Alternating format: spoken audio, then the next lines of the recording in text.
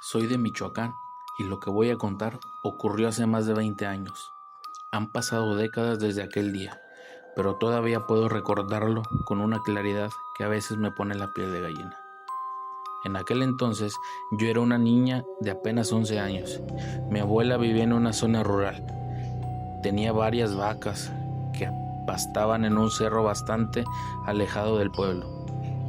Era un lugar solitario rodeado de vegetación, barrancas y caminos de tierra que parecían perderse entre la niebla durante temporadas de lluvias.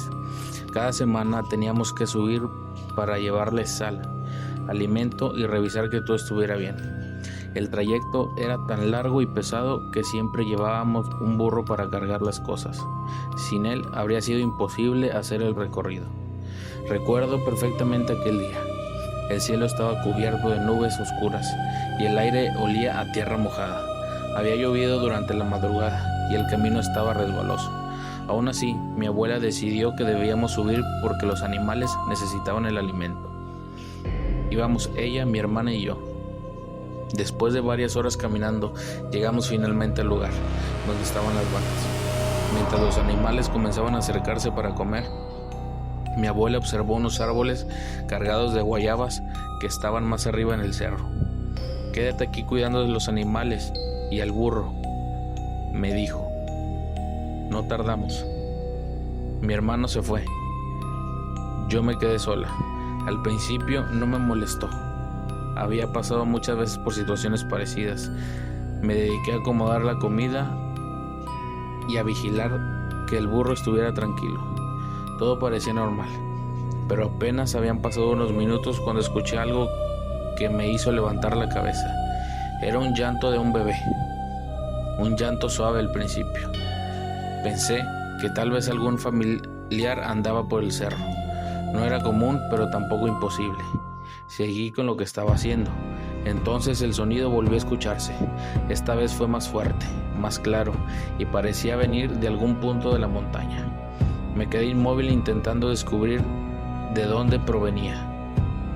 El llanto se repitió una tercera vez, y fue entonces cuando sentí algo extraño, una sensación difícil de explicar, como si el ambiente estuviera cambiando de repente, como si todo hubiera quedado demasiado silencioso. Los insectos dejaron de escucharse, el viento pareció detenerse, y los animales comenzaron a ponerse inquietos. Recuerdo que levanté la vista hacia la parte más alta del cerro, y fue ahí cuando lo vi. Al principio pensé que era un ave enorme, pero inmediatamente me di cuenta que no era normal. Era más grande de lo común, mucho más grande que cualquier pájaro que hubiera visto en mi vida. Sus alas parecían gigantescas, se movían lentamente mientras descendía por encima del cerro. Pero lo que más me llamó la atención fue su forma. No parecía algo actual, no parecía animal conocido. Había algo antiguo en su apariencia, algo extraño, como si perteneciera a otra época, como si estuviera viendo una criatura salida de un libro de prehistoria. Mientras lo observaba, el llanto volvió a escucharse, y entonces noté algo aterrador. Aquella cosa llevaba entre sus patas.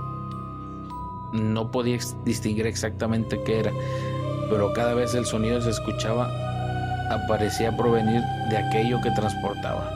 Sentí un miedo que nunca había experimentado. Mi cuerpo se quedó completamente rígido. Quise correr, quise gritar, quise llamar a mi abuela, pero simplemente no podía moverme. Era como si el terror me hubiera congelado. La criatura siguió avanzando y por un instante tuve la horrible sensación de que se dirigía hacia donde yo estaba. No sé cuánto tiempo pasó, tal vez fueron segundos, tal vez un minuto, pero para mí pareció una eternidad. Justo cuando el pánico estaba a punto de vencerme, escuché pasos apresurados detrás de mí. Era mi abuela, venía corriendo junto con mi hermano. Cuando llegó a mi lado, me sujetó con fuerza del brazo. Nunca olvidaré la expresión en su rostro. Estaba aterrada. Jamás en toda mi vida la había visto así. Ni siquiera me preguntó qué había ocurrido. Era como si ella también hubiera visto aquello. Como si supiera perfectamente lo que estaba pasando. «Nos vamos ahora mismo», fueron las únicas palabras que dijo. Tomó mi mano.